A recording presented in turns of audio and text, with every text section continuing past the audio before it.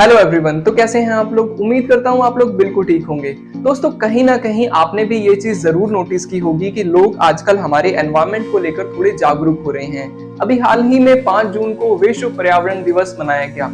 उस दिन लाखों पेड़ लगाए गए। कहीं ना कहीं सरकार और बड़ी बड़ी कंपनीज भी हमारी सोशल रिस्पॉन्सिबिलिटी को समझकर कुछ ना कुछ जरूर कर रही है। लेकिन इसके साथ साथ आपने ये भी नोटिस किया होगा कि गर्मी लगातार बढ़ती ही जा रही है। इतने सारे पेड़ लगाने के बावजूद भी आखिर गर्मी बढ़ क्यों रही है और हमारे एफर्ट्स का कोई पॉजिटिव रिजल्ट निकलकर सामने क्यों नहीं आ रहा।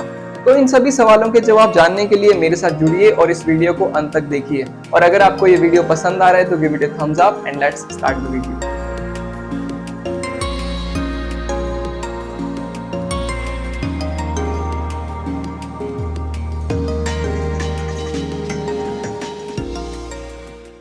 दोस्तों, मान लीजिए कि गर्मी का वक्त है और आप और आपका एक दोस्त व्हाइट और ब्लैक शर्ट में कहीं जा रहे हैं। अब किससे ज्यादा गर्मी लगेगी? आप कहेंगे बिल्कुल जाहिर सी बात है कि जिसने ब्लैक शर्ट पहनी है उसे ही ज्यादा गर्मी लगेगी। तो बिल्कुल यही चीज हमारी अर्थ के साथ भी है। हमारी अर्थ के लिए एक व्हाइट चादर का काम करते थे हमारे ग्लेशियर्स, लेकिन जैसे जैसे ग्लेशियर्स पिघलते गए वहां की जमीन ज्यादा हीट को एब्जॉर्ब करने लगी, जिससे कि ग्लेशियर्स के पिघलने का रेट और बढ़ गया। लेकिन अब सवाल ये उठता है कि आखिर गर्मी बढ़ी ही क्यों? दोस्तों, इसका एक बहुत बड़ा कारण है ग्रीन हाउस गैसेस। आइए मैं आपको एक आसान भाषा में समझाता हूं। आप यूं मानिए कि अर्थ के चारों तरफ एक कांच का बॉक्स बना दिया गया है। अब उस बॉक्स के कारण जो हीट अंदर आ रही है वो वापस रेडिएट होकर एनवायरमेंट में नहीं जा रही। बिल्कुल यही चीज हमारी अर्थ के साथ ग्रीन हाउस गैसेस ने की है। हमने ग्रीन हाउस गैसेस का इतना ज्यादा इमिशन किया है कि एक लेयर एक तरह से बन गई है अर्थ के चारों तरफ, जो कि अर्थ से जो हीट रेडिएट होकर वापस ऊपर जाती है उसे री रेडिएट कर रही है अर्थ की तरफ, जिससे कि टेम्परेचर बढ़ता जा रहा है।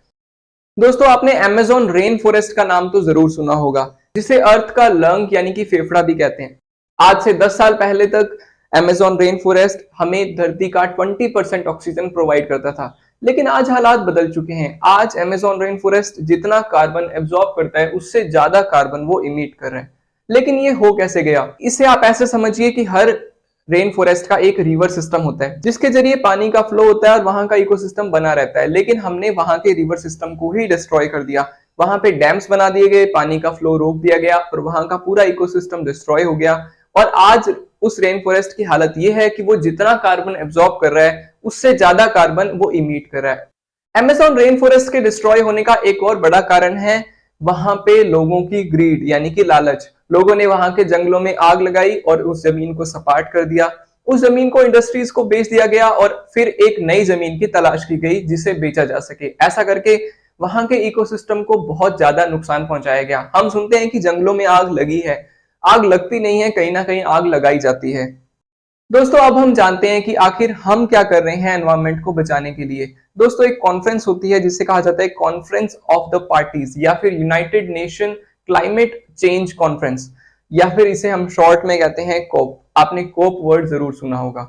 दोस्तों, कोप में हर साल एनवायरनमेंट को लेकर, एनवायरनमेंट को प्रोटेक्ट करने को लेकर कुछ ना कुछ एग्रीमेंट्स, कुछ ना कुछ डील साइन की जाती है, जिसमें सभी देश अपना अपना कंट्रीब्यूशन देते हैं।